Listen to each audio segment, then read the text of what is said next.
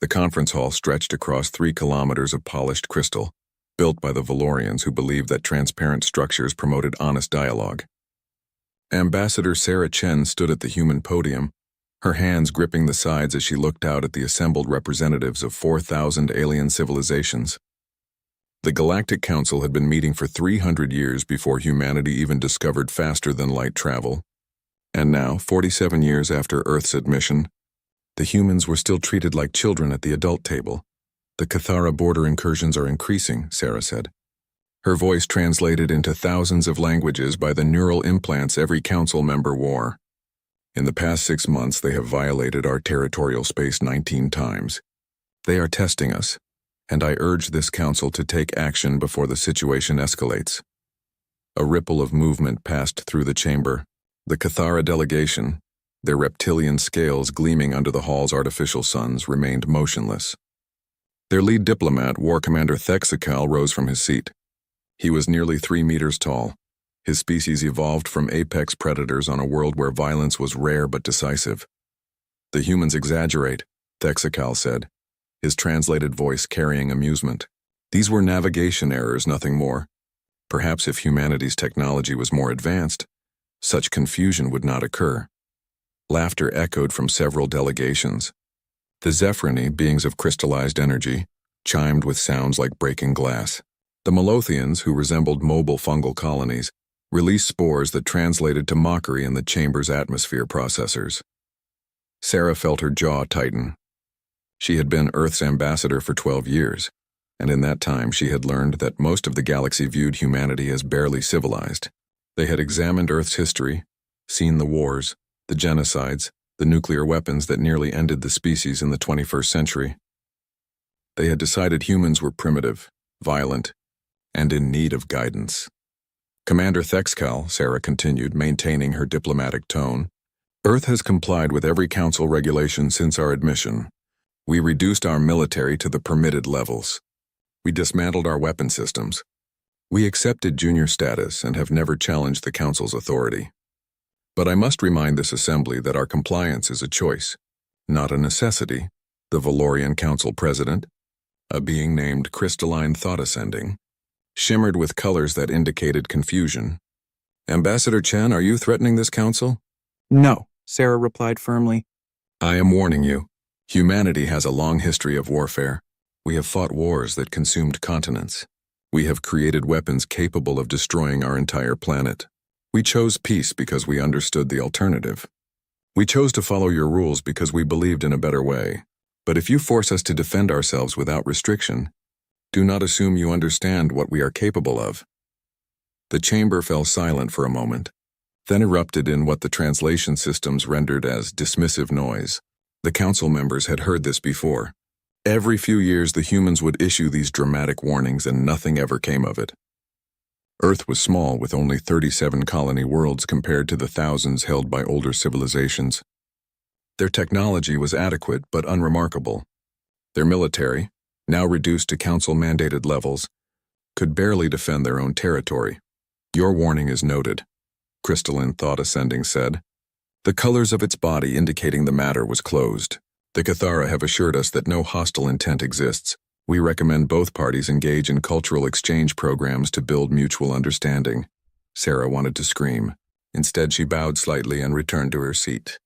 Beside her, Admiral James Okoye, Earth's military representative to the council, leaned close. They don't believe us, he whispered. They never do, Sarah replied.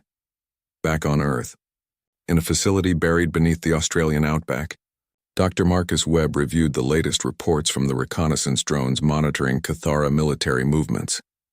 The drones were strictly illegal under council law, of course, but Earth had learned early that following every rule would get them killed. Their fleet is massing near the Proxima Junction, Marcus said to the holographic image of General Patricia Zhao, commander of Earth's United Defense Force. That's 3 jumps from New Harmony. New Harmony was humanity's most successful colony, home to 8 million people, and Earth's primary agricultural research facilities.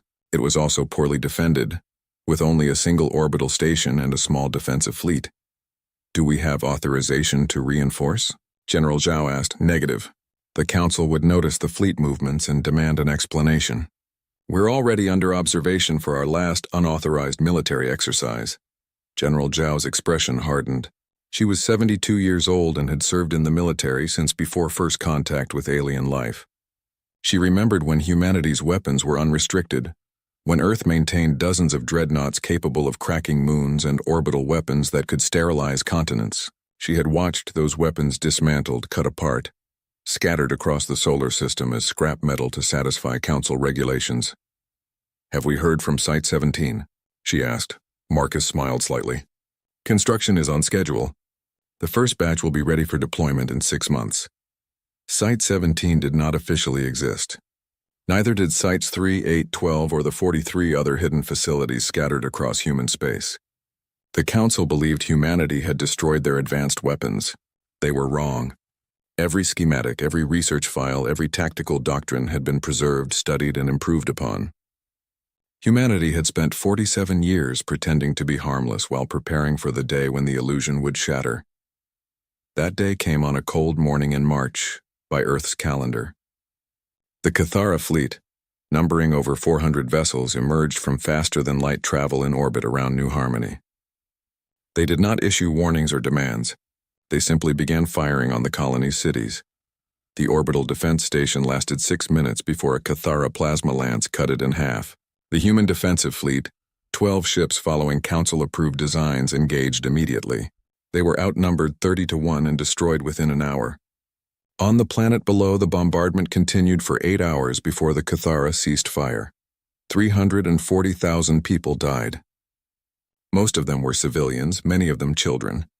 The Cathara troops landed afterward, expecting to accept the colony's surrender and incorporate the survivors into their empire as slave labor, as was their custom with conquered worlds. Instead, they found a population that refused to submit. The colonists had retreated into the underground shelters that every human colony maintained, and they were armed. Not with Council-approved weapons, but with equipment that had been hidden away for exactly this scenario. The Cathara ground forces expected frightened farmers. They encountered guerrilla fighters who had been training for decades.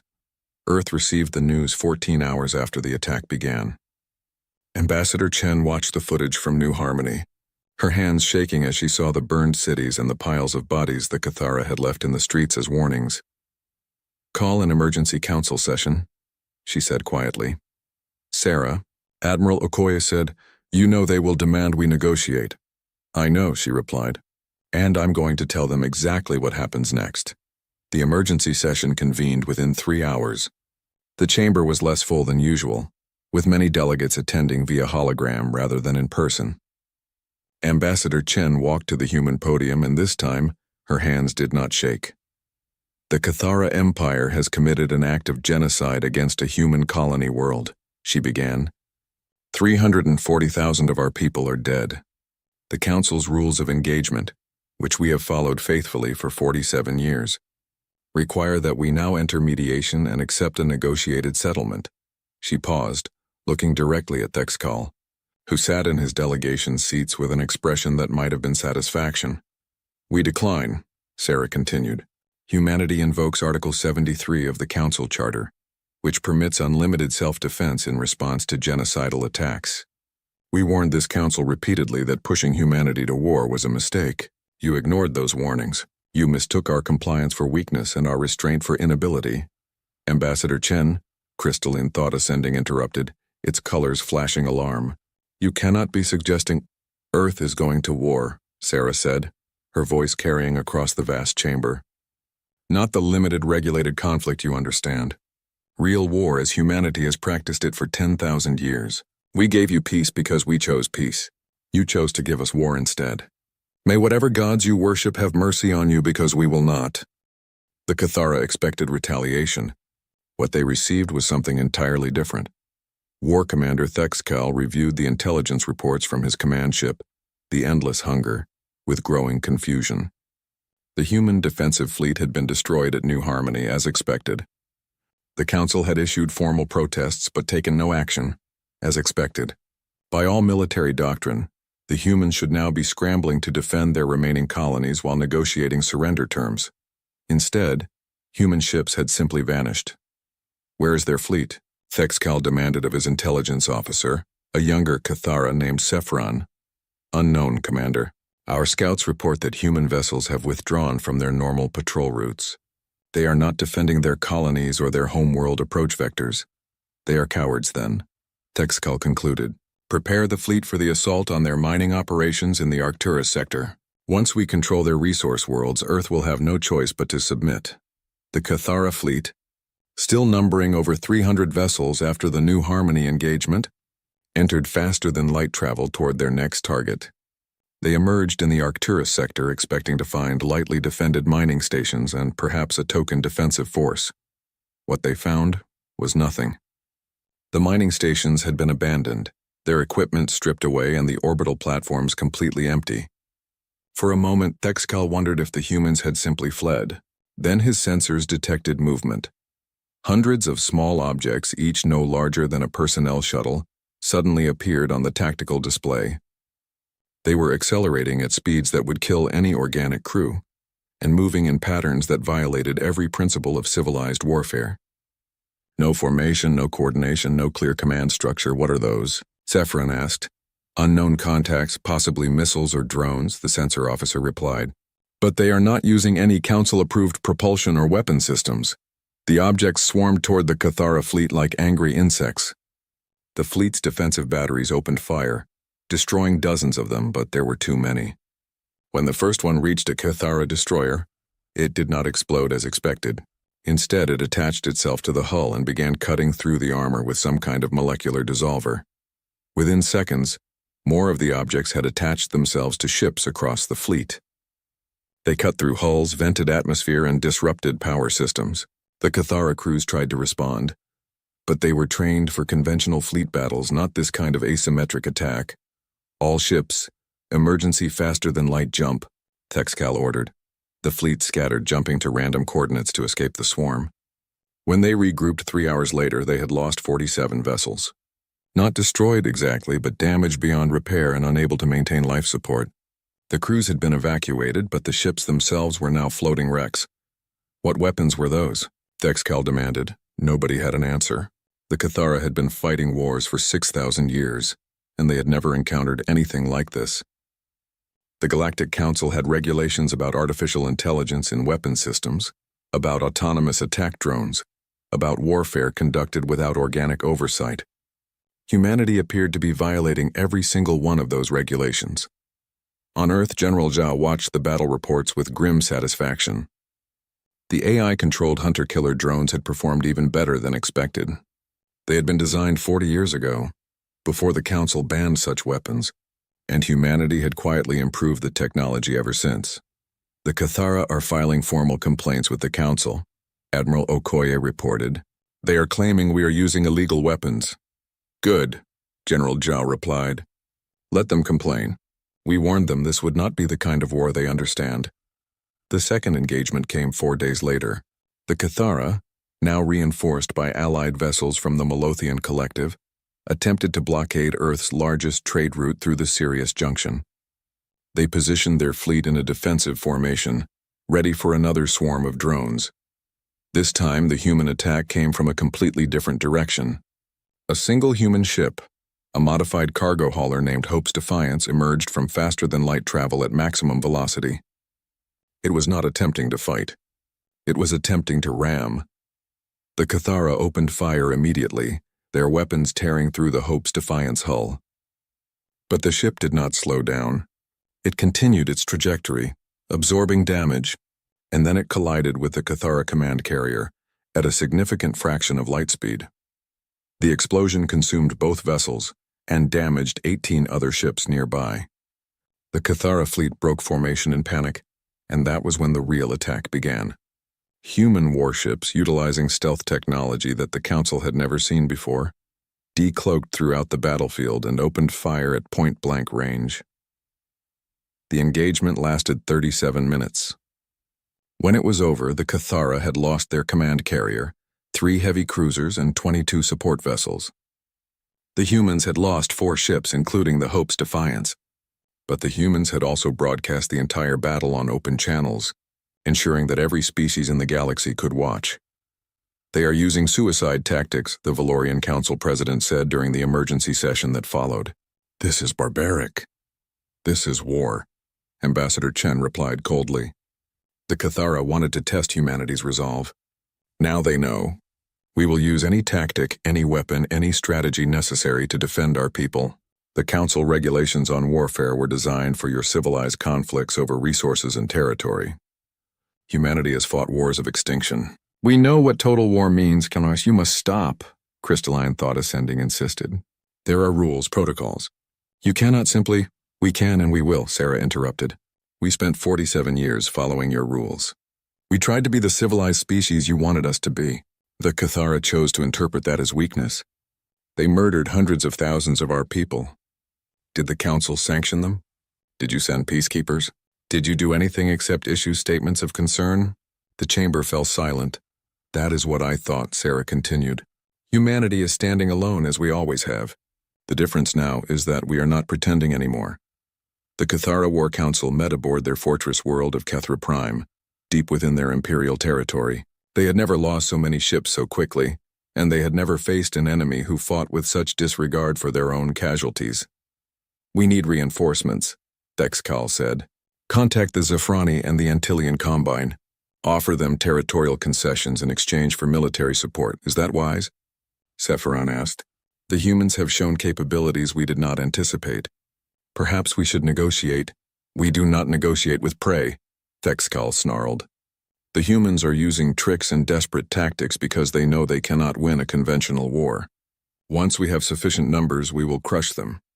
3 species answered the Cathara call for support. The Zafrani, beings of crystallized energy who controlled vast territories through economic influence. The Antillean Combine, a hive mind species with excellent manufacturing capabilities. And the Drek Sovereignty, warriors who believed in honor and personal combat. Together with the Cathara, they assembled a fleet of over 1,000 vessels, the largest military force assembled in the galaxy for 300 years. Let the humans try their tricks now, Thexcal said. On Earth, General Zhao received the intelligence about the combined fleet without surprise. She had expected this. Every war humanity had ever fought had taught the same lesson. Enemies always underestimated human determination, and they always believed that overwhelming force would break human resistance. Release the Ghost Fleet, she ordered. In hidden facilities across human space, automated factories that had been operating in secret for decades activated their final production protocols. Ships began launching from asteroid bases, from hollowed-out moons, from concealed construction yards in the deep dark between stars. They were not crewed by humans.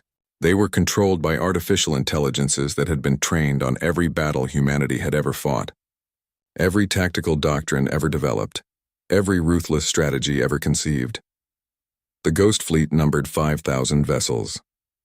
Each one was optimized for a specific purpose: fast attack, long-range bombardment, electronic warfare, or simple destruction. They did not need life support, did not fear death, and did not hesitate. They were everything the Galactic Council had feared when they banned AI warfare, and they were about to teach the galaxy why those fears were justified. The combined Cathara fleet received their first indication that something was wrong when their faster-than-light communication networks suddenly went offline. Human cyber warfare platforms, themselves AI-controlled, had infiltrated the Cathara military networks and begun systematically destroying their ability to coordinate. Then the Ghost Fleet arrived, and the real nightmare began. The battle took place across 14 solar systems simultaneously. The Ghost Fleet did not fight fair. They used relativistic weapons that could destroy planets, biological agents designed specifically for each enemy species, nano-weapon swarms that could disassemble a ship molecule by molecule, and psychological warfare tactics that broadcast horrifying imagery directly into enemy communication channels. The Galactic Council chamber had never been so chaotic. Representatives from 4,000 civilizations shouted, chimed, released chemical signals, and broadcast electromagnetic pulses in every language and communication method the translation systems could handle.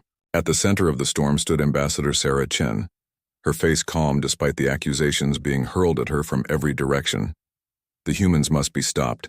A Zafrani delegate shrieked, its crystalline form flickering with colors that indicated pure terror. They have destroyed our entire defense fleet. They are using weapons banned by every civilized species in the galaxy.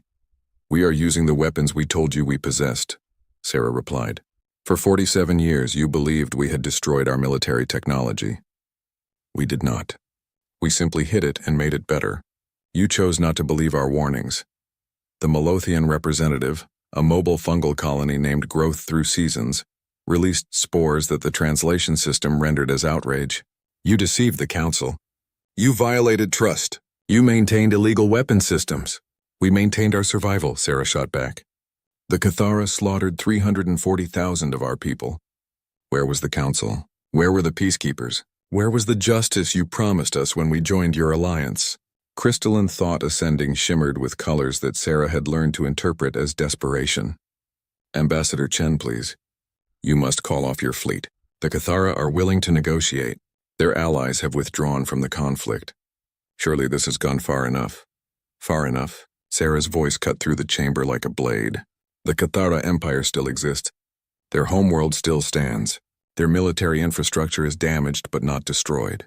We have not gone far enough. We will go exactly as far as necessary to ensure this never happens to humanity again. You are speaking of conquering their homeworld, a Drex representative said, its translated voice carrying both horror and respect. That is a line that has not been crossed in the Council's history for over a century. Then perhaps it is time for a new precedent, Sarah replied. The debate raged for 6 more hours before the Council took a vote on whether to intervene militarily against humanity. The result was telling. 3,000 civilizations abstained, 800 voted against intervention, and only 200 voted in favor. The galaxy had seen what happened to species who fought humanity, and most of them wanted no part of it. On the Cathara homeworld of Kethra Prime, panic spread through the population. The planet had not faced invasion for 4,000 years.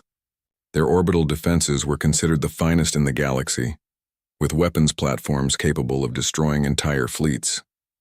They had fortress cities built into mountain ranges, underground bunkers that could sustain billions for years, and a military tradition that emphasized defense of the homeworld above all else. None of it mattered. The human fleet arrived in orbit 72 hours after the Council debate. They did not announce themselves or issue demands. They simply began systematically destroying every orbital defense platform, every military satellite, every communication relay. The Cathara Defense Forces launched everything they had, over 2,000 fighters and bombers, backed by ground-based artillery that could reach orbit. The human fleet absorbed the attack with shields technology that the Cathara could not penetrate. Then they returned fire with precision that was almost artistic. Every Cathara military installation was targeted and destroyed. Every government building was hit. Every center of resistance was eliminated. But the residential areas remained untouched. Thexcal watched from his underground command bunker as his homeworld burned. He had ordered the evacuation of all military personnel and their families to the shelters, but millions of civilians remained on the surface. He expected the humans to kill them all. It was what the Cathara would have done. Instead, the bombardment stopped. A communication came through on all Cathara frequencies. It was Ambassador Chen, standing in what appeared to be the bridge of a human warship. "People of Kethra Prime," she said in flawless Cathara language, "your government chose to make war on humanity. Your military chose to murder our civilians. We have now demonstrated that we can destroy your world completely if we choose. But we are not monsters. We are giving you one opportunity to surrender. Evacuate your cities. We are coming down." Thexcal stared at the message in disbelief. They are going to invade? Why not just destroy us from orbit? Because, Sephiron said quietly, they want us to know we lost. They want us to face them. The first human soldiers landed in drop pods that screamed through the atmosphere like meteors. The Cathara had expected troops in armor, carrying conventional weapons. What they got was something else entirely. Human soldiers wore powered exoskeletons that enhanced their already formidable physical capabilities. They moved faster than Cathara warriors, struck harder, and seemed to require no rest. They coordinated with a precision that suggested telepathy, though intelligence reports confirmed humans were not psychic. They used tactics that the Cathara military academies had never taught, because those tactics were considered too ruthless, too effective, too brutal. The first major engagement took place in the fortress city of Kethral, built into a mountain range and designed to be impregnable. The Cathara garrison numbered 50,000 warriors, equipped with the finest weapons their empire could provide. They had supplies for a 5-year siege and enough ammunition to fight for decades. The human assault force numbered 3,000 soldiers. They took the city in 18 hours. Captain Marcus Rivera led his squad through the rubble of what had been the fortress's eastern wall. His heads-up display marked enemy positions, structural weaknesses, and optimal firing lanes. Behind him, his squad moved with the practiced efficiency of veterans who had trained together for years. Contact. 200 meters elevated position, his AI assistant announced directly into his neural interface. Marcus did not need to give orders. His squad already knew what to do. 2 soldiers broke off to flank the position while the rest provided suppressing fire. The Cathara defenders returned fire with plasma weapons that could melt steel. But the human armor absorbed the hits and kept advancing. The Cathara warrior holding the elevated position was named Kreshnal. He had served in the military for 20 years and had never known fear. Now, watching the human soldiers advance despite his fire, he felt something he had no name for. They did not retreat when injured. They did not panic when outgunned. They just kept coming, relentless as a tide. One of the flanking soldiers emerged behind Kreshnal's position and fired a weapon that looked deceptively simple. The projectile hit Kreshnal in the chest and detonated, not with an explosion, but with a burst of electricity that overloaded his nervous system. He collapsed, paralyzed but alive. The human soldier stepped over him and continued advancing. Kreshnal realized that the humans were not trying to kill every Cathara they encountered. They were neutralizing threats and moving on. It was more efficient than slaughter, and somehow more terrifying. In the command bunker deep beneath Kethral, Thexikal received reports of the fortress city's fall with growing dread. His communication with the garrison had cut off hours ago, and now reconnaissance showed human forces consolidating their control of the entire city. 50,000 Cathara warriors defeated by 3,000 humans. How? He asked the empty air. They are better at war than we are, Sephiron said. We evolved on a world where predators were rare. Our species fought over territory and resources, but violence was uncommon. Earth, humans evolved alongside dozens of predator species. They competed with them, hunted them, domesticated them. Then they spent 10,000 years fighting each other. They have had more wars in their recorded history than our species has had in 10 times that span. But they seemed so peaceful, Thexikal protested. In the council, they were always advocating for negotiation, for cultural exchange, for understanding. They were, Sephiron agreed, because they know what war costs. They chose peace because they understood the alternative better than we did. We mistook their choice for weakness. A human communication broadcast interrupted their conversation. This time it was not Ambassador Chen, but a soldier. The camera showed a human woman in combat armor, her helmet removed to reveal a face covered in sweat and dust. I am Colonel Amanda Torres, commander of the human ground forces on Kethra Prime. To the Cathara military leadership, we have secured all major population centers on your homeworld.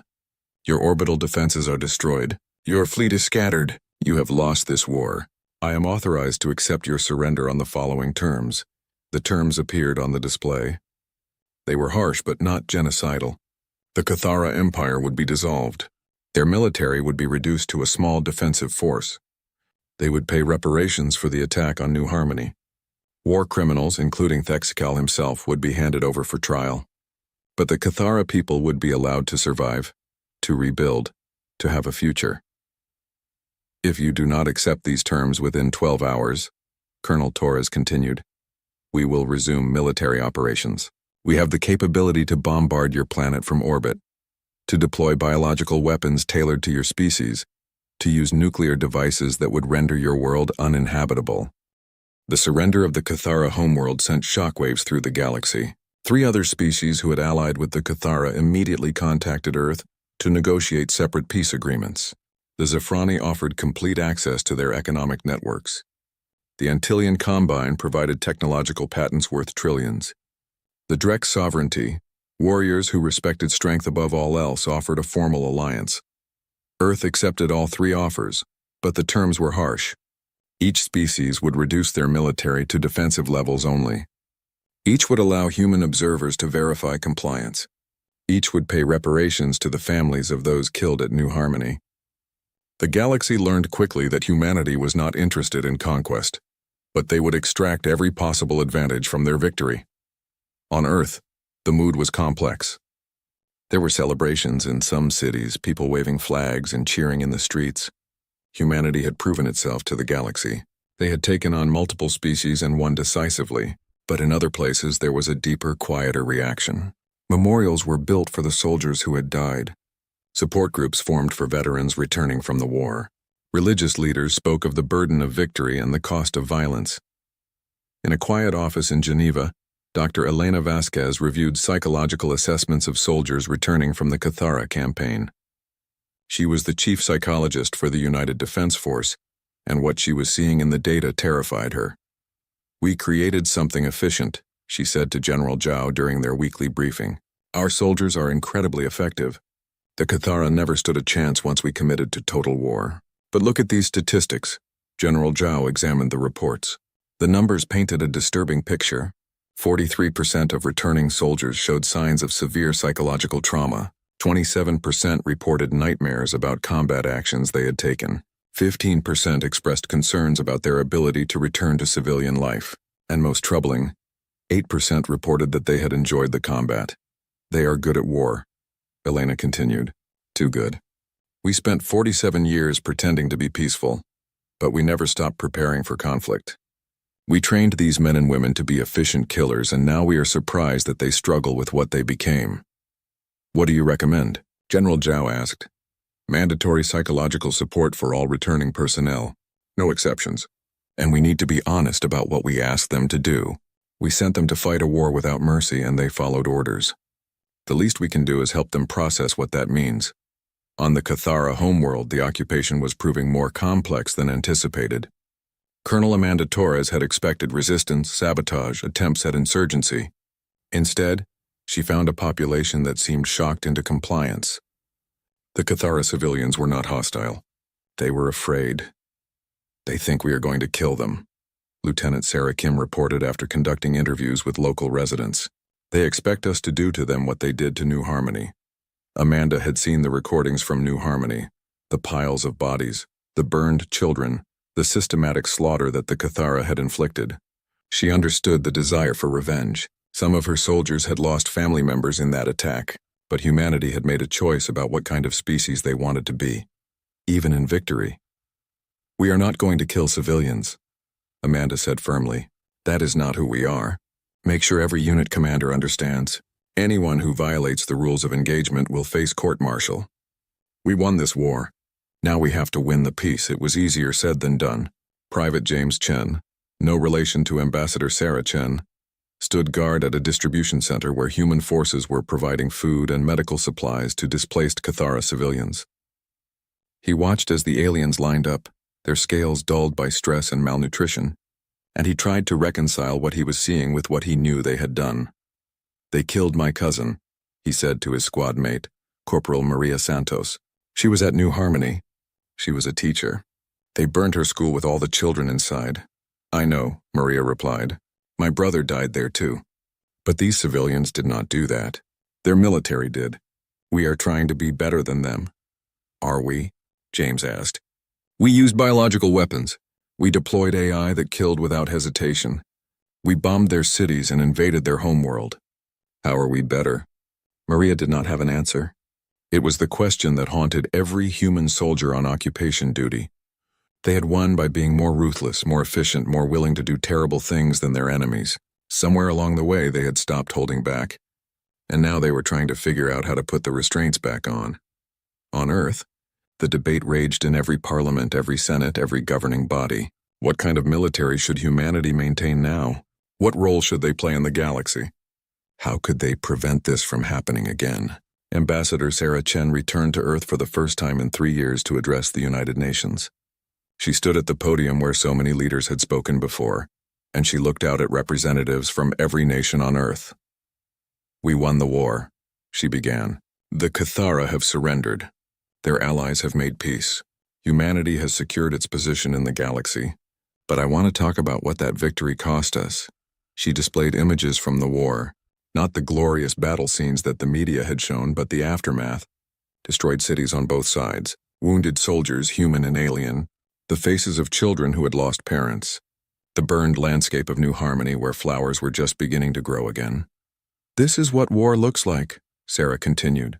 Not the strategic victories or the tactical brilliance, this. We had to do terrible things to win. We used weapons we are not proud of. We killed thousands, maybe millions. We did it because we had no choice, because the alternative was extinction. But let us never pretend that it was glorious. The chamber was silent. The galaxy is afraid of us now, Sarah said. They have seen what we are capable of when we stop holding back. Some of you might think that is good, that fear equals respect. But I have spent decades in diplomatic service, and I can tell you that fear is not a foundation for lasting peace. Fear breeds resentment. Resentment breeds conspiracy. Eventually, the fearful become desperate enough to try again. What are you proposing? Asked the Secretary General. We maintain our military strength, Sarah replied. We do not dismantle our weapons or pretend we are harmless. The galaxy will not believe that lie again. But we also commit to being something more than a military power. We invest in diplomacy, in cultural exchange, in building genuine relationships with other species. We show them that humanity can be trusted with power because we understand its responsibility. The proposal sparked heated debate. Some argued that humanity should leverage its military dominance to expand its territory and influence. Others believed that Earth should retreat into isolation, maintaining defenses but avoiding galactic politics. Still others wanted to pursue Sarah's middle path, maintaining strength while rebuilding trust. On the Cathara homeworld, War Commander Thexkal awaited trial in a human detention facility. He was treated according to the Geneva Conventions, ancient human laws about the treatment of prisoners that the Cathara had never bothered to develop. He had adequate food, medical care, and even access to legal representation. His lawyer was human, a woman named Rebecca Martinez who had volunteered to represent Cathara war criminals because she believed everyone deserved a fair trial. I do not understand you, Thexkal said during one of their meetings. My people murdered yours. I gave the orders that led to the New Harmony massacre. Why are you helping me? Because that is what justice means, Rebecca replied. You will be tried for your crimes. If found guilty, you will be punished. But you will have a trial, with evidence and witnesses and the opportunity to defend yourself. That is the difference between justice and revenge. We would not have given you a trial, Thexkal admitted. If we had won, we would have simply killed any human leaders we captured. I know, Rebecca said. That is why you lost. The trial took 3 months. The evidence was overwhelming. Thexkal had ordered the attack on New Harmony. He had authorized the targeting of civilian populations. He had refused offers of surrender that might have saved lives. The tribunal, composed of judges from multiple species including humans, found him guilty of war crimes and crimes against genocide. The sentence was life imprisonment, not death. When asked why, the chief judge, a human named Robert Kim, explained, "We could execute him. It would be justified under our laws. But execution is easy. It ends the story. We want War Commander Thexkal to live. We want him to spend the rest of his life thinking about what he did, understanding the consequences of his actions, and perhaps eventually coming to terms with why he lost. That is a more meaningful punishment than death." Back on Earth, the first war memorials were completed. They were not triumphant monuments celebrating victory. They were somber walls listing names, parks for quiet reflection, and museums showing the reality of war. Each memorial included a quote from Ambassador Chen. "We won because we had to, not because we wanted to. Let us never forget the difference." Private James Chen visited the memorial in San Francisco, where his cousin's name was engraved in black. 5 years had passed since the end of the war. The Galactic Council chamber looked the same crystal architecture stretching kilometers in every direction. But everything else had changed. At the High Council table, where once only the oldest and most powerful civilization sat, there was now a human representative. Ambassador Sarah Chen had declined the position, recommending instead Admiral James Okoye, who had retired from military service, to take up diplomatic duties. The change in seating arrangements was symbolic of a larger shift. The Council had restructured its entire approach to military regulation. Species were no longer required to limit their defense capabilities. Instead, New protocols focused on clear rules of engagement, transparency in military deployments, and swift international response to acts of aggression. The regulations had teeth now, backed by the implicit threat that humanity would enforce them if necessary. The Thalorian cluster is reporting border tensions with the Margrave Union, James said, reviewing the morning's intelligence briefing. Both sides are mobilizing military assets, but they are following proper notification protocols. Crystalline thought. Ascending shimmered with colors that James had learned to recognize as relief. 5 years ago, such a conflict would have escalated without oversight. Now both parties understand that violations will be addressed by Council peacekeepers. Council peacekeepers, James noted, is an interesting way to say human enforcement fleet. You are not wrong, the Valorian admitted. No species wishes to face humanity in conflict. Your reputation precedes you, it was true. Humanity had become the galaxy's enforcer, not through choice but through necessity. When the Drac sovereignty had attempted to annex a neighboring system 2 years ago, a single human diplomatic ship had arrived and informed them that they had 24 hours to withdraw or face consequences. The Dracs had withdrawn within 6 hours. When pirates began raiding shipping lanes in the outer sectors, human hunter-killer drones had hunted them down with ruthless efficiency. The piracy stopped within weeks. Fear was an effective tool, but James understood what Ambassador Chen had warned about. Fear without trust was a fragile foundation. We need to discuss the cultural exchange program, James said. Earth is proposing an expansion. The program had started small, with a few hundred students from various species attending universities on Earth and human students studying on alien worlds. Now it encompassed thousands of participants, and the results were promising. Young Cathara, who had grown up learning to fear humans, were now studying alongside them, discovering that the same species capable of terrible warfare could also create beautiful art, complex literature, and profound philosophy. The program has the support of most council members, Crystalline Thought Ascending said. Though some species remain concerned about human cultural influence, they are worried we will corrupt their young people with our violent tendencies. James asked with a slight smile. Something like that. On the Cathara homeworld, now officially renamed Kethra, and administered by a coalition government that included both Cathara and human representatives, reconstruction continued. The cities that had been damaged in the war had been rebuilt, often with human assistance. The economy was slowly recovering, and a new generation of Cathara was growing up in a very different world than their parents had known. Sephiron, former military officer and now serving as the Cathara Minister of Reconciliation, walked through a memorial park in the capital city. The park honored both Cathara and human victims of the war, with no distinction between them and death. It had been controversial when first proposed, but Sephiron had pushed for it anyway. They died because of decisions made by leaders, he had argued. Soldiers on both sides, civilians on both sides. We honor them all or we learn nothing. A human woman was sitting on a bench near the memorial wall, staring at a name engraved in both Cathara script and English. Sephiron recognized her from briefings. Colonel Amanda Torres, who had led the invasion force 5 years ago. She visited the memorial every year on the anniversary of the war's end. Colonel Torres, Sephiron said, approaching carefully. I did not expect to see you here. Amanda looked up, her eyes tired. I come every year. That name there, Corporal David Chen, he was in my unit. He died clearing a building in Kethral. He was 23 years old. I am sorry, Sephiron said. So am I. Amanda stood up. I killed a lot of your people, Minister. I followed orders and I did my job, but I still killed them. I thought coming here would help me make sense of it. 5 years later, I am still trying. War makes sense only to those who have never fought in one, Sephiron replied. I have learned that from studying human history. You have a philosopher, a man named Sherman, who said war is hell.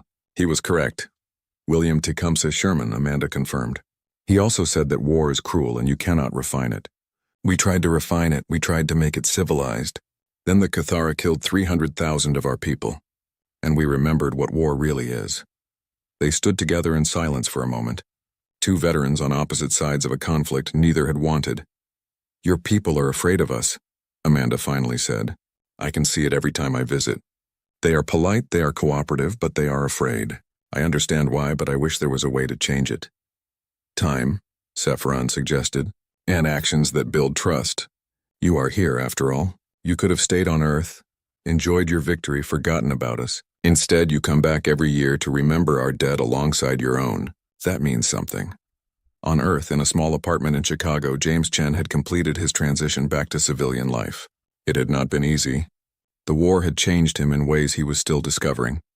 He attended therapy twice a week, part of the mandatory program for all veterans. He had nightmares sometimes, seeing the faces of Cathara soldiers he had fought against, wondering if they had families, if they had been good people following bad orders. His therapist, Dr. Vasquez, had helped him develop coping strategies, but the real breakthrough had come when he started volunteering at a refugee center that helped Cathara civilians who had emigrated to Earth.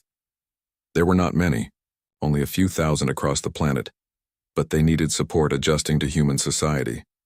Why did you come here? James asked a young Cathara female named Shikala during one of their mentoring sessions. After everything that happened, why would you want to live on Earth? Because Earth is where the future is, Shikala replied in heavily accented English. She was learning the language, struggling with the sounds that Cathara vocal cords were not designed to make. My world is broken. We lost the war. We lost our pride. We lost our place in the galaxy. But Earth? Earth won and then chose not to destroy us. Earth gave us a future. I want to understand how a species can be so powerful and so merciful at the same time. James thought about that. Merciful was not a word he would have used to describe humanity's conduct of the war, but in the aftermath, in the choice to rebuild rather than obliterate, maybe mercy was the right word after all. We are not as merciful as you think, he said honestly. We did terrible things during the war. I know, Shkala replied. I have studied the history. I have seen the footage. But you also stopped. You won and you could have killed us all, but you stopped. That is the part I want to understand. In the Galactic Council, a new crisis was emerging. A species called the Vorn, from a distant sector that had limited contact with the Council, had begun expanding aggressively into neighboring territories. Early reports suggested they had advanced weapons technology and a militant culture that glorified conquest. They have not yet attacked any Council members, James reported to the assembled delegates, but their actions suggest they are testing boundaries much like the Cathara did 5 years ago. The chamber fell silent. Everyone remembered what had happened when the Cathara tested boundaries. What do you recommend? Crystalline Thought Ascending asked. We send a diplomatic mission, James replied. We explain the Council's rules and the consequences of violating them. We offer them the opportunity to join peacefully or to remain independent but respectful of our borders. And if they refuse, we make it very clear what will happen. And if they do not believe your warnings? A Malothian delegate asked. The Cathara did not believe. Then they will learn the same lesson the Cathara learned, James said grimly. But hopefully they are smarter. The diplomatic mission was led by a joint team of humans and Cathara, a symbolic choice that showed the galaxy how much had changed. Sephiron represented the Cathara, and he brought with him recordings of the war, footage of the devastation, testimony from survivors. The message was clear. This is what happens when you challenge humanity. The Vorn leaders watched the presentations in silence. They were insectoid beings with compound eyes that reflected no emotion humans could read. But their translator rendered their final response clearly. We understand. We will respect Council boundaries. The crisis was resolved without bloodshed. It was a small victory, but an important one. The galaxy was learning that humanity's threats were not bluffs, but also that humanity preferred peace when possible. Back on Earth, in a ceremony attended by representatives from dozens of species, the new galactic memorial was unveiled.